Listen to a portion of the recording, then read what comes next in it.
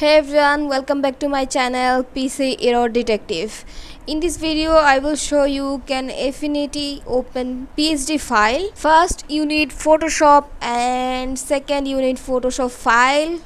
If you don't have Photoshop installed on your computer, are you wondering whether you can open and edit this file in Affinity?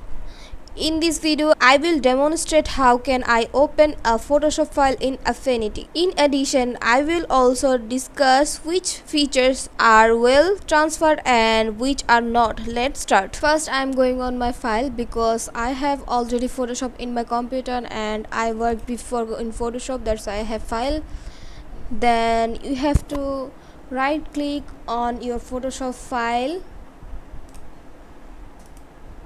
then hover on open with, then go down on Affinity and click on it and it will be opening.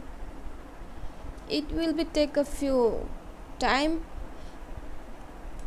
As you can see, these pictures open on Affinity, but most of the PSD file cannot be well transferred. However, as you can see in this image below, compared to Photoshop one image, but my full PSD file already transferred in good way because it was not that much old.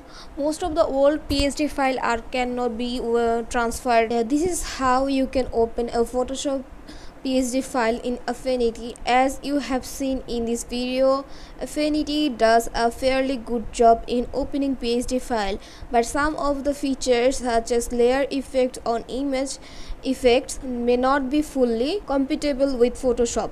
If you have already tried to open any of your Photoshop file in Affinity, let me know in the comment section below whether all the features and had been probably transferred or not. So that's it. Thank you guys, thanks for watching. I will see you in my next video.